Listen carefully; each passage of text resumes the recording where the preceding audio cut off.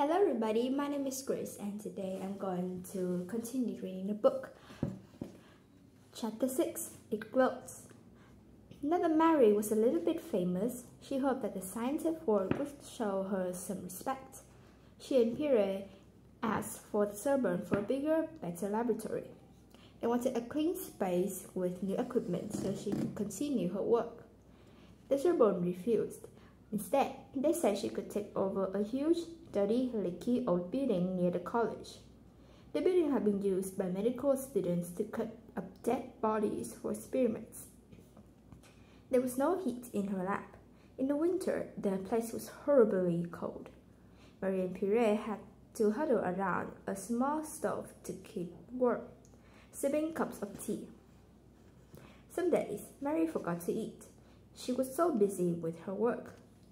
Some nights, she went back home to see her daughter, but then went back to her lab after Irene was asleep. For 3 long years, Mary sifted through tons of pitch blending. It was backbreaking work. The crushed rocks were delivered to the courtyard outside her lab. She stored a huge amount of brown dust in a giant pot with other chemicals. She boiled the mixture, then washed it to separate out the metals. It took 50 tons of water to wash 1 ton of crushed rocks.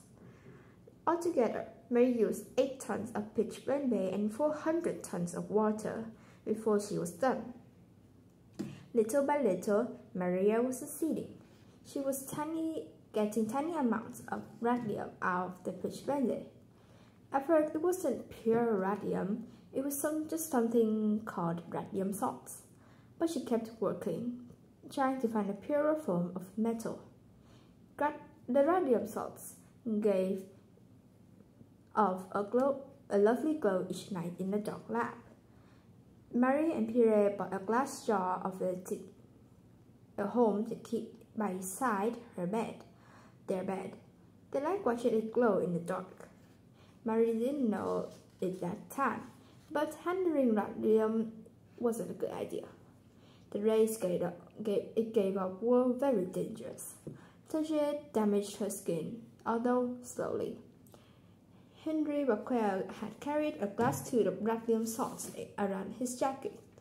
A few weeks later, his skin was burned in the spot where radium has been. Pierre found the same thing happened to him. Being around radium damaged the insides of their bodies too. It was making them sick. Still, Mary kept working and writing research reports about her discoveries. Sometimes she and Pierre worked them together. Mary and Pierre were not fully respected. Often, Becquerel was giving more attention and respect.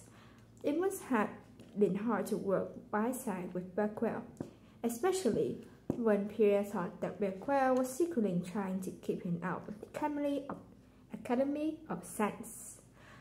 Finally, in July 1902, after nearly 4 years, Mary had a few grains of pure radium. It was enough to prove that it really existed. Other scientists tested the metal and agreed she was right. Mary wrote another long research paper about her discovery. With this report, she could now get her PhD from Sorbonne. Mary had never cared about clothes, but she bought a new dress for the occasion. In June 1903, she had a celebration dinner. Besides Pierre, several friends and famous scientists joined her, including Gabriel Lippmann. They were also proud of her. Now Mary and Pierre hoped that they would both be able to get good jobs with a decent laboratory. That's all they wanted, a clean, quiet place to work. But they were about to receive something even more exciting. They were about to win the Nobel Prize. So that's all of chapter 6, and I will see you next time. Bye!